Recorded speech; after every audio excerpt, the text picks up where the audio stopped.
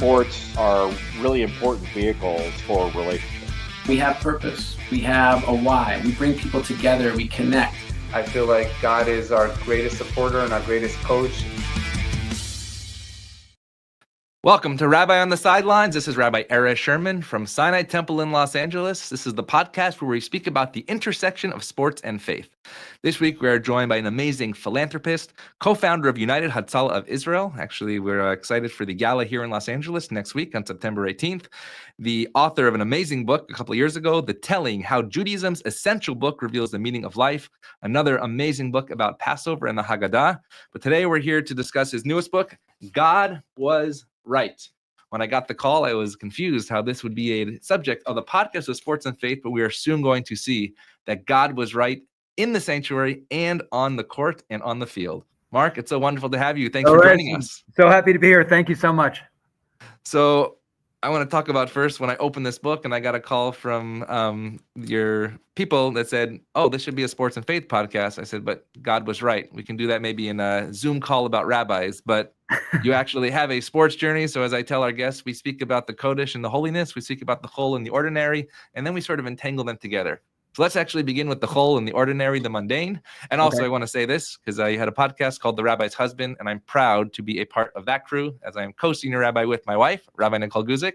So I love being the rabbi's husband. It's one of my favorite I'm glad to be on the show with a fellow Rebbitzin.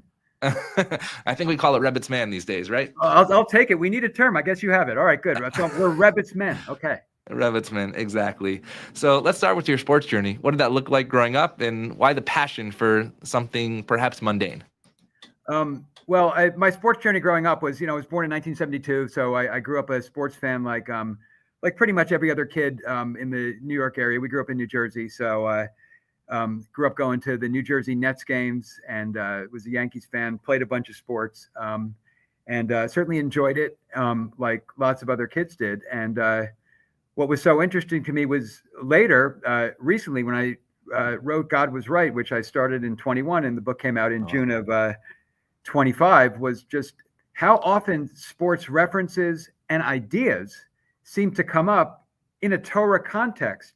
Yes. Really showing that the lessons of sports are not only predicted in the Torah, but they're so important that the Torah addresses these very same lessons in obviously very different stories and teachings. So I know the big joke usually is, how do we know that, there's baseball in the Torah, the Breshit bara Elohim, that in the big inning, but it's well beyond the big inning. I want to first start with baseball because we're going toward the end of the season and going towards the playoffs. And you wrote a fascinating article recently about routine, but about the perfect game. Yeah. And how we as we idolize the perfect game, but actually the more rare thing is actually the 4-homer game, which I believe a couple weeks ago Kyle Schwarber did for the Philadelphia Phillies. And so why the perfect game? What are the aspects of the perfect game that are so Jewish that I didn't know until I read that article? Oh, well, thank you so much. Yeah. So there are two remarkable feats in baseball, maybe more, but two we'll focus on now. One is the perfect game, which is 29 up, 27 up, 27 down. No one gets on base, not for a walk, not for a hit, not for nothing, the perfect game. And the other is the 4-home run game. And then, so I love data. The book is called God Was Right, How Modern Social Science, which is all about data, proves the Torah is true. Yes. So I said, what's the data? What is more rare and thus more special, the perfect game or the 4-home run game? And it turns out that both are rare, but the 4-home run game is much more rare. But we don't even have a name for it. We have a beautiful name for the perfect game, but Yes. The 4-home run game, there's not even a name for it. And if you ask baseball fans, name some pitchers who've thrown perfect games, every fan above the level of just casual can name at least a few. But if you say, how about who hit 4-home run games, the best even a casual fan can do is guess. He might guess right some of the time, but it will be a guess. Nobody knows. So then the question was, why, if the 4-home run game is more rare and thus more special than the perfect game, is the perfect game such an iconic moment, not only in baseball, but in sports, and in fact, American culture. And as with everything, I believe that all of questions and answers are considered and rightly and truthfully answered in the Torah. So I said, well, what would the Torah have to say?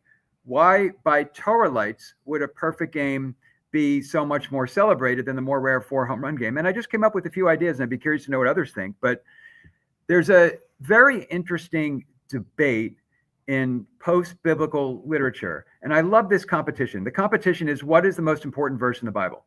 And in this competition, no one knows exactly when it happened, but thousands of years ago. In this competition, one rabbi comes and says, love thy neighbor and thyself. Another rabbi comes with the Shema. Another rabbi comes with another one of the greatest hits. I'm looking at the one on my wall right now. It might have been man does not live by bread alone. So the greatest hits. If you asked anyone, Erez, for what's the most important biblical verse, these are the kinds of things that would come up. And then Rabbi Ben Hai comes and says, no, I have a different one. It's from Exodus 29:28, and it says, you shall sacrifice a lamb in the morning and a lamb in the afternoon. I was not expecting that when I read that in the article. Oh yeah, and then and not only were you not expecting it, but the other rabbis participating in this competition were not expecting it. Mm-hmm. But the interesting thing is, they all said he wins by acclaim. Mm-hmm. So why would he not only win, but win by acclaim? Why would they all say he's right without a doubt, with no question? The most important verse in the Bible is a seemingly obscure one about sacrificing a lamb in the morning, one in the afternoon, because it's all about consistency and routine.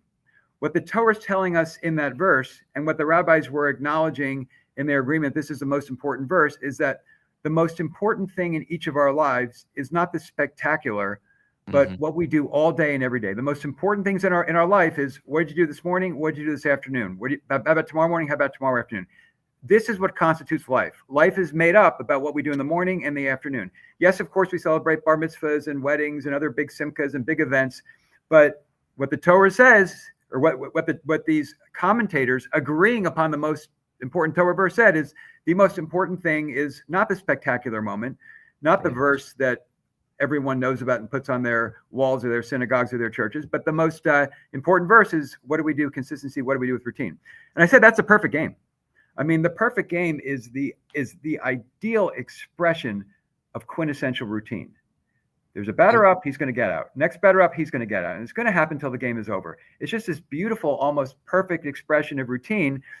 And whereas the 4 home run game is the opposite. The 4 home run game is not about routine at all. The 4 home run game is about 4 spectacular things happening, not even necessarily in a row. I mean, there are guys who've had 4 home run games with 5 or 6 at-bats, but not necessarily in a row. But the home run is the verse that is famous, that's spectacular. But the perfect game is the verse that speaks to consistency and routine. And I think America is a country with the soul of the Torah. And I think Americans deeply appreciate this Torah wisdom, that the most important thing is what we do in the morning and the afternoon, and that routine and consistency are what constitute life. I love how you speak about routine and partnership. When obviously the person who gets the credit for the perfect game is the pitcher, but if the fielders are not in the right positions, if they're not doing all the right things, that perfect game is not even close to happening. And I love that idea, honestly, of a minyan, that you need, for instance, the minyan of a routine, davening, praying, morning, afternoon, and evening, but we do it together. I know during the COVID years, we lost that partnership together, but now that we're back, the partnership is as important as I've ever seen it before.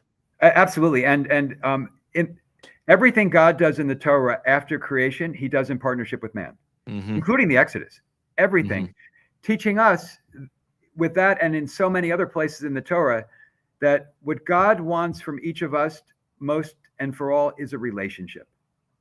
And sometimes, often, that relationship presents as a partnership. God wants to act in partnership with man to co-create the world after creation. And that's what the perfect game is. The perfect game has to involve a partnership. And I have the data in that article, but perfect games are not constituted of even a majority of strikeouts. I don't know if there's been a perfect game with a majority of strikeouts. Now, of course, perfect games include a lot of strikeouts, but not even a majority. In other words, in order to achieve this ultimate expression of baseball excellence, the perfect game, the pitcher needs to be in partnership with his fielders. Whereas a 4 home run hitter, he doesn't need to be in partnership with anybody. He's just got to hit the ball out of the park. That's it. Right. His teammates, they can be doing anything or nothing. They have nothing at all to do with whether he hits a home run or not. Whereas the pitcher who pitches the perfect game can only do so in excellent, sometimes spectacular partnership with his fielders. So I do hope when the Dodgers win the World Series this year, when they put up not John 3:16, but actually put your Korban Pesach up morning and evening. That would be great. Yeah. So I do want to talk about the little things, because partnership also happens with the little things. It's not the big moments. You talk a lot about in different chapters about it is the little things that matter in life. And one of those aspects of sports that you speak about is the Wizard of Westwood right down the street here, and that's Coach John Wooden. I'm so happy to see so many different references. First, I want to speak about the pyramid of success, and you speak about enthusiasm and this idea of enthusiasm being contagious. Take us from the Wizard of Westwood into the Torah, and where does that idea of enthusiasm come from the Torah? And I love, you quote the book of Devarim, Deuteronomy, that we will be cursed if we do not serve God with joy. You can serve God, but if it's not done with joy, then it's not done correctly. Sometimes we serve God, but we don't do it joyously. And so what is that definition, or what is that importance of doing it with joy in relation to our own lives? And of course, the Wizard of Westwood and UCLA here. What a great question, just packed with Torah. So let's talk about the two things. One is, there's a chapter in the book called No Small Things. Yep. And there are several teachings about this in the Torah, but let's just talk about one from Deuteronomy 7:22, which says it's about what will happen when we go into the land. These are in the blessings. The Lord will clear away these nations before you little by little. Now, an ordinary reader, any reader would perhaps be expected to say, hey, God, why don't you just get rid of them all at once? Like, why do you have to do it little by little? Like, just get rid of them all at once. You're God. Like, you're God. So get rid of them all at once, and then we can begin the business of settling the land. But God says, no. I'm being very particular. I'm going to clear the nations little by little. So it's so intriguing. It leads us to wonder, why would God want to do this little by little when, of course, he could do it all at once? Because I think what God is trying to teach us is that this is how life works. Life works little by little. Life works in movement to movement, in motion to motion, in the small word to the small world, because there's no such thing as a small word or a small deed. What it's saying is, if God works little by little, and God's saying that's how I'm going to work, how much more so do we work little by little? And it's such an important teaching, because it's so easy to dismiss pretty much anything, or certainly lots of things in our lives, as little and inconsequential. It could be a conversation we have with our child, something that happens at a bus stop. It could be something that happens in a ballpark. It's so easy to dismiss much or even most of what happens in the day as little, and therefore as inconsequential, and therefore is not deserving of our attention or concern. And in comes the Bible and says, in so many places, particularly Deuteronomy 7:22, but elsewhere, also in the story of Jacob crossing back over the Yabok River, it's this persistent, the small stuff. Yeah, exactly. Yeah. So why does he return? He returns to get small things or small jugs, because he's there. Then he returns. Yeah, exactly. So I had that in the No Small Things chapter 2 as well, because the Torah emphasizes over and over again, there's no such thing as a small thing. Moses learns this when he's a judge, when he learns that, and you see this in the juxtaposition of the language from Exodus to Deuteronomy when he's summarizing Exodus. He realizes that in Exodus, he in his conversation with Jethro referred to cases that are big and small. By Deuteronomy, they're not talking about big and small anymore. They're talking about difficult and easy. It's interesting that you speak about these little things in the Yavok River. Just this past week, actually, was speaking with a family that had lots of damage done to their home during the LA fires here. And even though they were all safe, one of the partners in the relationship said, but I forgot like my watch. I have to go get that watch. I'm like, what's a watch? But it's a small thing that matters so much. And we shouldn't, as you say, and I'll turn to the sports analogy as well, when you speak about Bill Belichick before he took the reins of UNC and the game last week with TCU. But he said, don't sweat the small things is something that Bill Belichick does not do. And so take us to the sports world of don't sweating the small things, because don't sweating the small, or when you do sweat the small things, that's when you have success.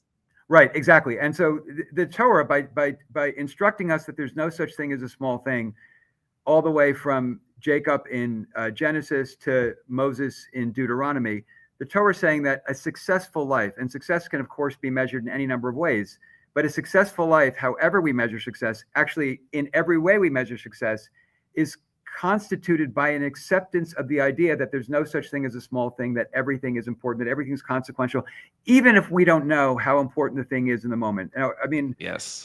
Erez, how often have you moved a congregant just by saying something that in the moment you would not have identified as consequential, but years later they come back to you and say, that conversation has stayed with me for a long time.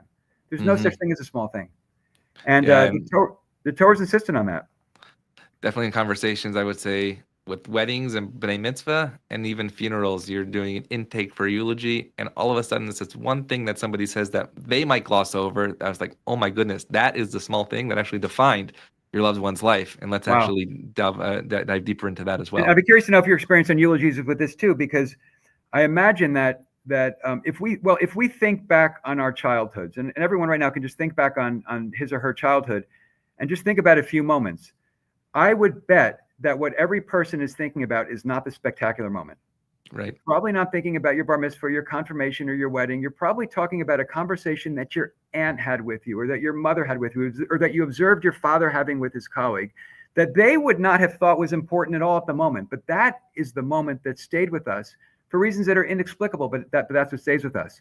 So it's so important for all of us parents to know that as parents, the conversation we're having with our child now, or the conversation or action that we're having with someone else that our child's observing, that might be what our child remembers for the rest of her life and speaks about at our eulogy. So I think what you're saying is put your phone down and pay attention to the small things that do matter, that are right in front of our faces. Because we don't know what's going to be important to them. We don't know what's going to be big to them. It could be any conversation, any moment that they remember forever.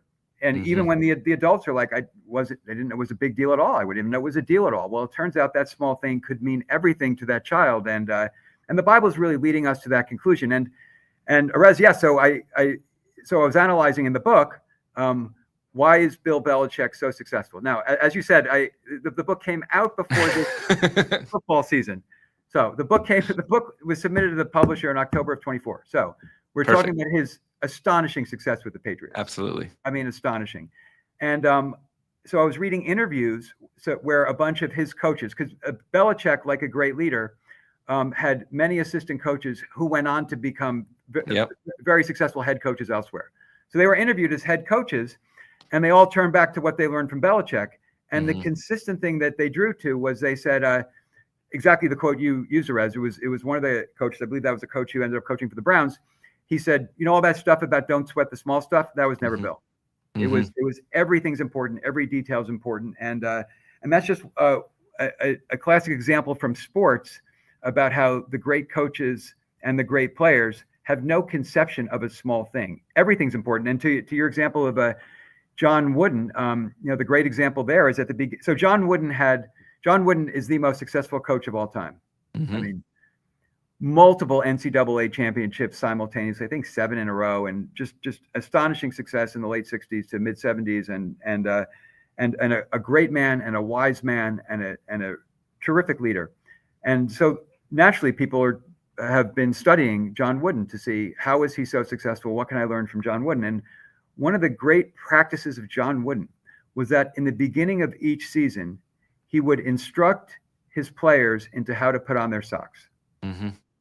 Now, he was coaching the best players of the generation, players who had been superstars in high school, were superstars in college, and many of them would go on to be NBA All-Stars and Hall of Famers. These guys knew how to put on their socks. So this was confusing to me, and I had really the honor and pleasure of having a discussion about this with Jamal Wilkes. Yep. And who was the star for UCLA, and then Golden State, and then the Lakers. And so I said to him, I said, is there something to putting on one's socks that I, as a non-elite basketball player, don't know? Like, do elite basketball players have a technique of putting on the socks? He looks at me, he says, no. He says, John Wooden wasn't teaching us how to put on our socks. John Wooden was teaching us about how to approach life. Yeah. Whereas I believe he said in the book, he didn't have any insights into blisters, but he had insights into people. I love that line. I think that was the exact quote from Jamal Wilkes. Exactly. And John Wooden's insight into people is the small things, the things you might otherwise ignore, like putting on your socks. This can be really consequential. And that's how he started every season. And even if the player was coming back, because in those days they played 4 years, even if he was coming back for the 4th year, that's how he started the season. I actually think it's a Beshert moment, and I just told you off the air. I just had a conversation. Our clergy actually was trained by Andy Hill, who was the head of CBS Studios and was one of John Wooden's players, like the 12th player on the bench. I'm going to send this interview to Andy when we're done here. But he literally told that story to our clergy on Friday, saying, to be a rabbi, you got to make sure that you know how to put on your socks and your shoes, and that the little things matter, because every interaction you have can be a sacred moment. And we know John Wooden definitely did that. And so I didn't think about I was going to connect these two ideas, but the small things matter to also the idea of accountability. And we're going to speak about the accountability between each other, between player and coach, but also the accountability of your own. I'm just going to pick a bone with you for a second, because behind me is my hero, and it's Carmelo and Coach Jim Boeheim. Oh, yeah. But unfortunately, we're going to talk about Coach Jim Calhoun for a moment. Okay. But I love Coach Calhoun as well. I was at many Big East tournaments when UConn was beating Syracuse, and I know Coach and Coach actually have a wonderful relationship, specifically in the coaches versus cancer world as well. So a shout out to both of them. And Coach Boeheim was a guest on this show many months ago. And so you mentioned this wonderful story, because I do remember Ryan Gomes from Providence as well, and he would just. Oh, you remember him? Because when I was reading about it, I didn't remember him, but you remember him. Okay. Oh good. Man, this was my. You're better. This was my growing up in the late '90s in Syracuse. Every Big East player yes. Right. You're also younger than me. Yeah. Most probably no more Big East player than Psukim of the Torah at that time. So you can test me later. But Ryan Gomes, amazing player. And when you write in the book, when they asked Coach Calhoun, well, why didn't you get the kid like right under your nose? He said in a different way. He said, I messed up. In a different way, yes. And you mentioned the Joseph story and Moses and all these biblical characters. And Rabbi Wolpe often says, I know a friend of yours, and of course my predecessor, he often speaks about the flaws that we have, what makes us better people. And Calhoun says, I messed up. I didn't get them, and it's my fault. Maybe share that connection between accountability, between sports, between the Bible, and between our lives. Yeah, exactly. So one of the real lessons that we draw from the biblical Moses as a leader, if there was a biography called Moses a Leader, that would be the subtitle. The title would be Responsibility. So Moses is defined as a leader by taking responsibility. Now, how do we know that? Well, we know that from several parts in the Bible, but I think the part that is really the most poignant is in Numbers 16. We have the most severe rebellion in the Bible. This is Korach's rebellion. Korach is a rebel without a cause. He has no positive agenda he wants to advance. He just wants power, and he speaks like a very early populist. And Korach is joined by Dathan, Abiram, and 250 other men in a rebellion against Moses that nearly succeeds. And then God said, all right, I'm furious about this. I'm through with these guys. Moses, I'm going to get rid of them, rid of all the people, and start over with you. And Moses says, God, would you destroy all the people but for the sin of one man? Then we have to ask, who is Moses talking about? Mm-hmm. Who is the one man? And most people are going to actually say, well, obviously Korach, but it can't be Korach, because Korach is joined by Dathan, Abiram, and the 250 Reubenites. Right. So it can't be Korach, because the other guy's got to be blamed with him. Therefore, who must the one man be? Who is the only candidate for being the one man? It's Moses himself, because he's the only singular character in the story. And so therefore you have to ask, well, why is Moses saying to God, why would you destroy all the people but for my sins? Moses is seemingly the victim of this rebellion. They're trying to overthrow him, because what Moses is teaching us, and he does again in Deuteronomy, what Moses is teaching us is that a leader must take full responsibility for his people. Moses is saying, if Korach and all these other guys are having a rebellion, it must be, at least to some extent, my fault. What Moses must be saying is, if I were a better leader, they would not be rebelling. And this is Moses taking responsibility. And of course, Erez, we're called Jews because of Judah. Yep. And Judah distinguishes himself in the story with Tamar by taking responsibility for sleeping with a woman who he thinks is a temple prostitute. He takes responsibility when he doesn't have to. And that act of taking responsibility is so important to God that Judah becomes basically the lead tribe. It's so important to Jacob and God that Judah becomes the lead tribe, and we're called Jews. And then Moses steps in Exodus through Deuteronomy as the quintessential leader. And again, if there's one quality, if we say just give one quality about this great man Moses, I think everyone would have to agree. I'll go with responsibility. And so why is this so important? Well, it's important and it's interesting. It's interesting because even in our society today, and I'm not saying like back in the day people took responsibility. The whole point of the Bible is back in the day they didn't. Yeah. Right. Otherwise they wouldn't be talking about it. Exactly. Right. Otherwise they wouldn't be talking about it. So it's been a persistent problem for mankind forever, not taking responsibility. But, we have this expression in modern times, mistakes were made. So when someone says, exactly. So many politicians say, when someone says mistakes were made, it's basically an abdication of responsibility, because the opposite would be I made a mistake. And so what I noticed was that the one sector of American society and culture where people consistently take responsibility is sports. So that was, as Interesting. your example with Coach Calhoun. Yeah.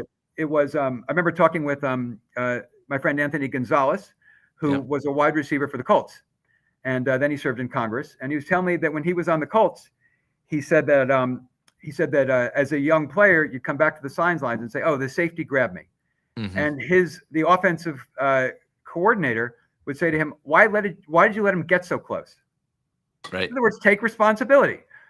He shouldn't have been close enough to grab you. Take responsibility. And Anthony took this as a great life lesson from that coach. And it seemed to me that because in sports, it's so clear who wins and who loses. Mm-hmm. And therefore, you can't really hide excellence. Excellence shines, and it shows up in the win-loss column. That sports is the one example in modern life where all the excellent performers take responsibility as a matter of course. So I found an interesting tshuva piece in there, especially this month of Elul. I was reading it in that lens where you said, even though we know it's the right thing to do to take responsibility, we also know that at times it will ruin our reputation. Right. How do we unpack that piece, especially going into Rosh Hashanah and Yom Kippur? Yeah, I think what a wonderful question, particularly this time of year.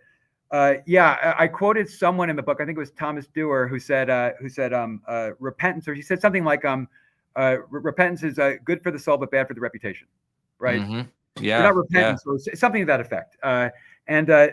So why is it hard to take responsibility? It's hard to take responsibility because doing so can be, not necessarily is, but it can be, and it shouldn't be, bad for the reputation. Whereas if you can avoid being tagged with the bad thing, the natural inclination, I think the wrong one, but the natural inclination is to try to avoid responsibility so your reputation doesn't get tagged. But I think what we see from Moses, and let's just think about the people in our lives who take responsibility. We respect them. They emerge with a better reputation. I mean, most people think that by taking responsibility, I'll have a worse reputation. And that's a totally understandable first response. But then we're called to say, what's the second? What's the true response? And we realize that the reputation is enhanced. We all respect people more to the extent they genuinely take responsibility. Genuinely. We all know when someone does it genuinely and someone does it not genuinely. And this has such a great modern application too, particularly as we approach this season. I believe it was Rabbi Y.Y. Jacobson who said, okay, what should you do if it's approaching Rosh Hashanah and Yom Kippur and you're in a dispute, or you haven't with a friend, or you haven't talked to him in a while? There's some kind of controversy or something with a friend that really shouldn't be. He said, just apologize. Mm-hmm. So, okay. Well, what if I'm 1% wrong, according to me, and the other guy's 99% wrong? Why shouldn't he apologize? So, well, you should apologize because you did something wrong.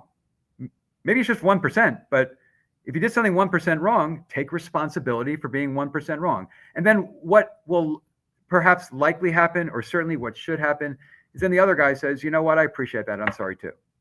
Mm-hmm. And then by this mutual taking of responsibility, we're en route to repairing the relationship. Whereas the default is no one takes responsibility, and we have the tragedy of a relationship that should be strong remaining weak or non-existent forever. Yeah, and I think definitely happens, rifts between players, between players and coaches, but also literally between people and people as well. Interesting, when I was at the Jewish Theological Seminary, I had a Professor Neil Gilman of blessed memory, my philosophy professor, and we each had to write or do something about teaching a metaphor for God. And the artist drew pictures, and the musicians composed songs. But I, as a sports enthusiast and a Jim Beheim Chassid, decided to actually do God as coach. And a lot of the things that you wrote here was about God as coach, because who takes the responsibility or who gets the blame when things are not so great? It's the coach. But when things are great, it's the players. And how can we shift that symbiotic relationship between this responsibility for all to do their part in the larger story? Yeah.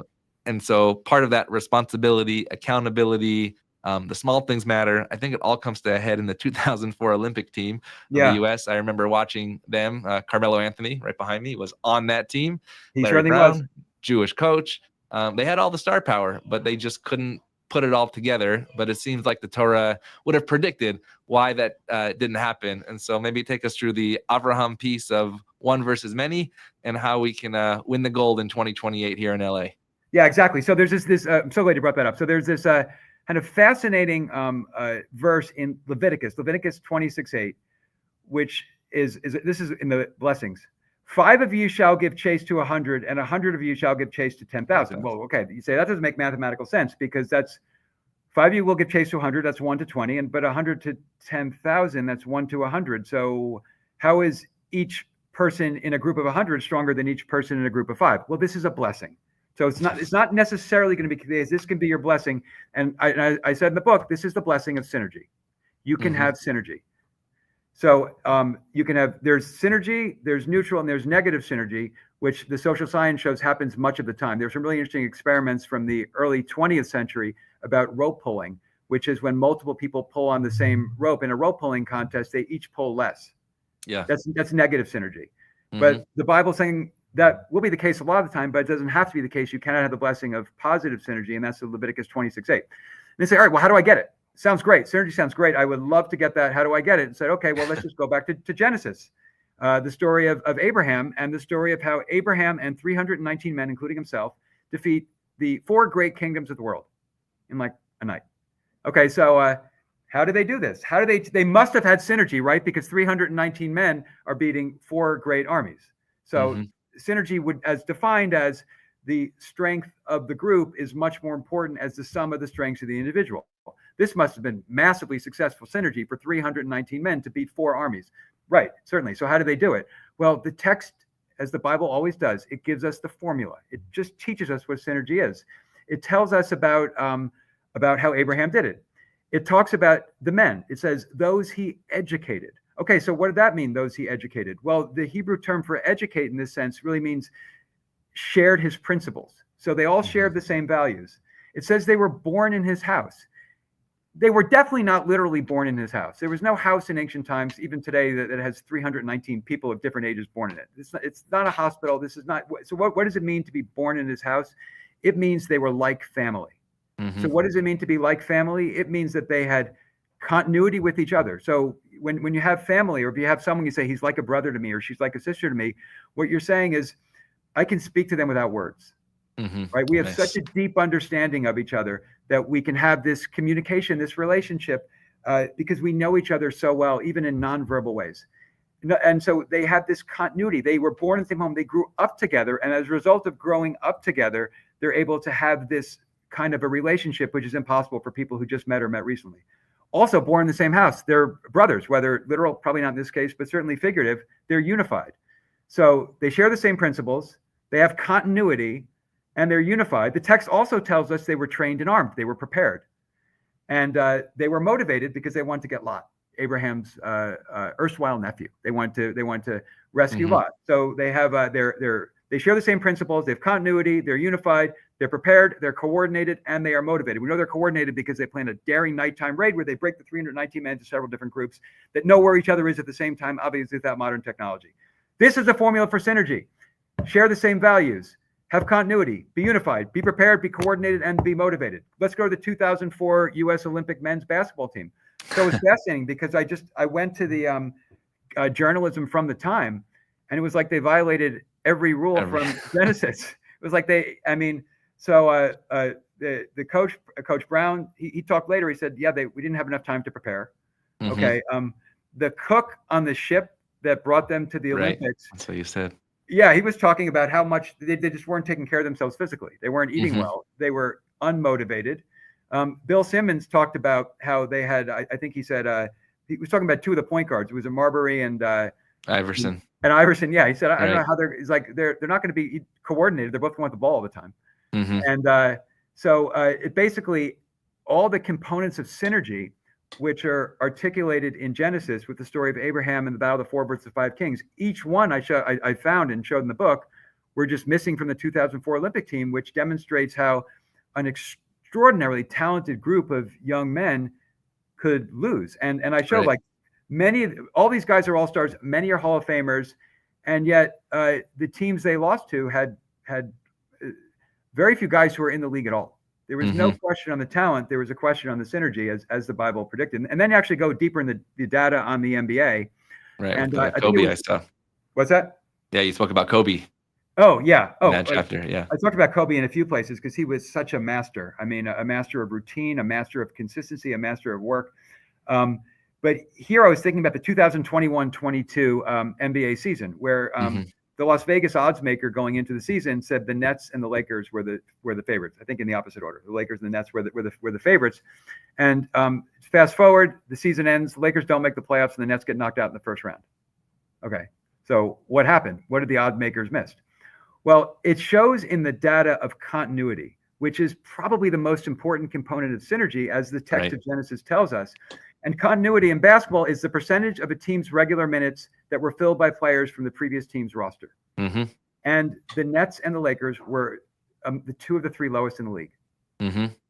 So yes. So what did the odds makers see? And the bettors who were informing the odds makers, they saw a remarkable talent on the Lakers and on the Nets, but they didn't look at the continuity stat. And if they did, they could have predicted what the biblical author would have known. He would have bet against it, that without continuity, you can't win as a team.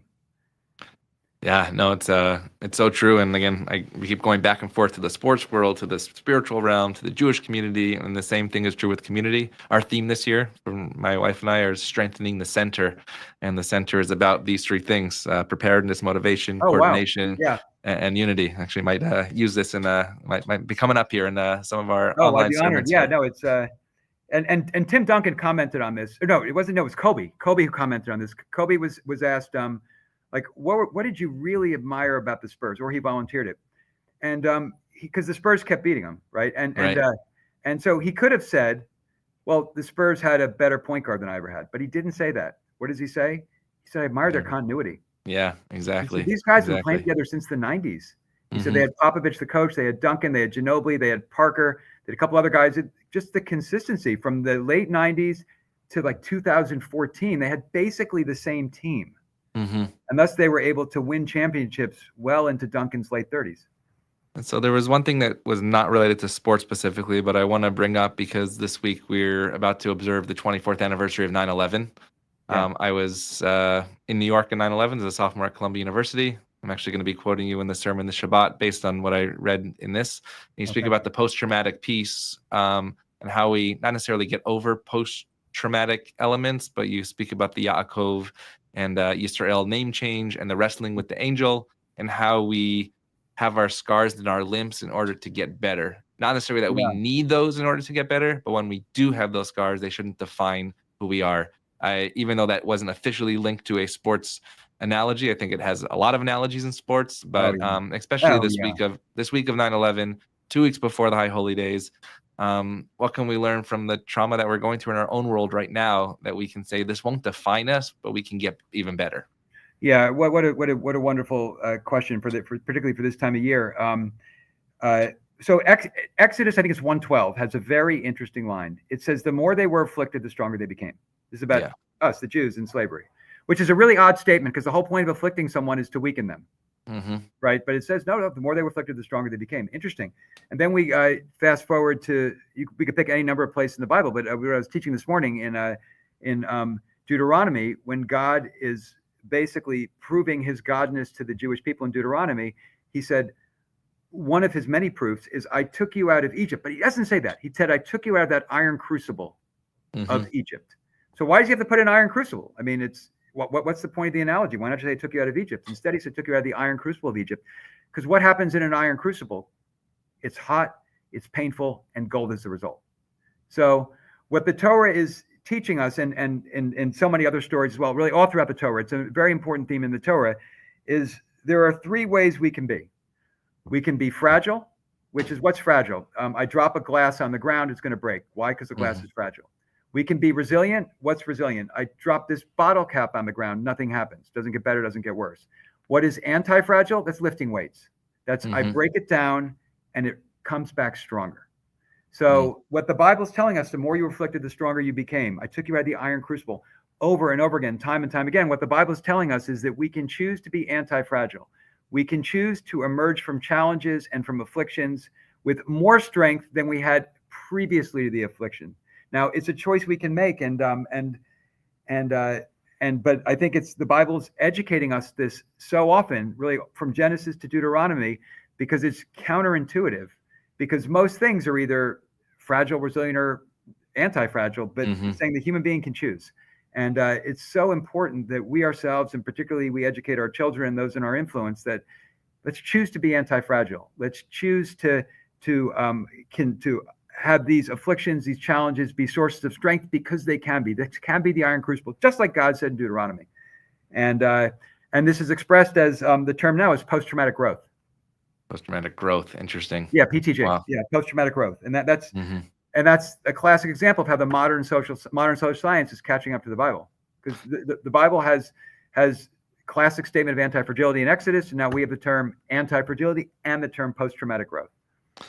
And so I want to conclude with both the high holiday message, and also I hope to have you back again, because I have 3 other topics about the philanthropy that you do, about the interfaith dialogue that you do, that has been a model in my own rabbinate, specifically with Bishop Robert Stearns, and bringing pastors to Israel, with your initiatives in Africa, with United Hatzalah, which I know you're wearing that jacket, and looking forward to see you at the Eli Beer will be here. Eli Beer is a good friend of ours at Sinai Temple. With this idea that you don't just take this book and put it in words, but you actually put it into action. So first of all, if you haven't gotten the book yet, please do. God Was Right. It's a big book, but it won't take you very long, because the words, I eat them up. I soak them up.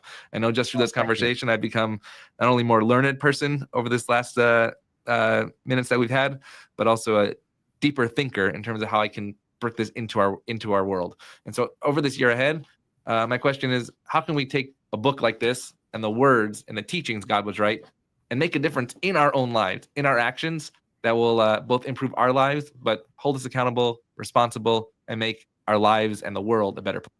Well, thank you so much. What a wonderful question. And just before I answer, I just want to thank Temple Sinai, because it relates to, you're talking about United Hatzalah. So it was about 10 years ago, there was United Hatzalah Gala in LA, even more than that now. And I met David Wolpe, really for the first time. And he's become a dear friend, but I met him for the first time, and we're talking a little bit of Torah, and he said, I said, do you write or speak consistently? And he said, go to the Temple Sinai Sermon Archive. It's all there. So I have a practice. I study Torah every morning by running for an hour on the treadmill. And for years and years, I would just listen to and study David Wolpe's sermons on the Temple Sinai Archive, going back to about 2004. He is such a brilliant and beautiful teacher of Torah in the English language. And I learned so much from him. He really was so integral in me starting my Torah journey. And it was all because of the United Hatzalah Gala, where I met David and Temple Sinai, who it's still there. It's on the Temple Sinai Archive. So what lessons can we take from God Was Right into the coming year? Well, the reason why God Was Right is as long as it is because I wanted to ask the question, is the Torah true? And it's either true about everything or it's not true.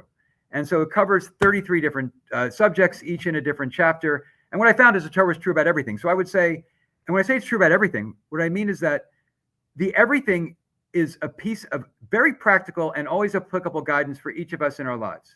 The Torah is not a science book or a history book, it's a guidebook. So I would say, coming into the new year, someone could take any chapter of the book and make a resolution to focus on it, learn from it, and live it. I mean, that could be anti-fragility that we talked about. The resolution could be, you know what, this year I'm going to really try to think about how the afflictions and challenges in my life can make me stronger. I'm going to study how the Bible teaches it can be, and I'm going to talk to others, always very important, about how I can best apply this in my lives. One could take the chapter on reframing. Reframing is an extraordinarily important principle in modern psychology, invented by the biblical Joseph, which is if there's something in one's life that's unfortunate, can I, while maintaining every single truthful component of it, frame it in a way that teaches me something positive or leads me in a good direction, just like the biblical Joseph does. And, there's actually a good sports example about that, which is, it was in the 2008 Winter Olympics.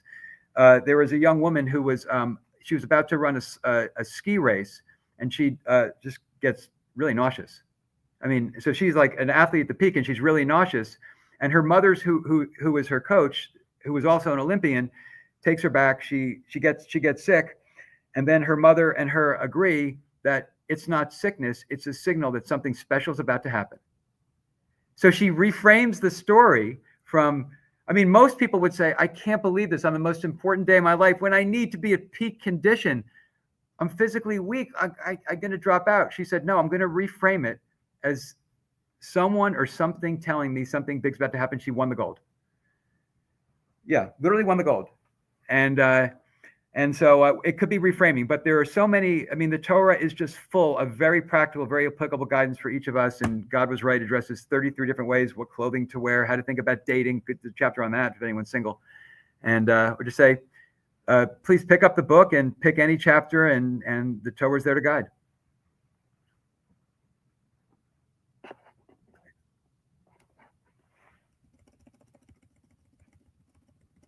I can't hear you. Is it me or?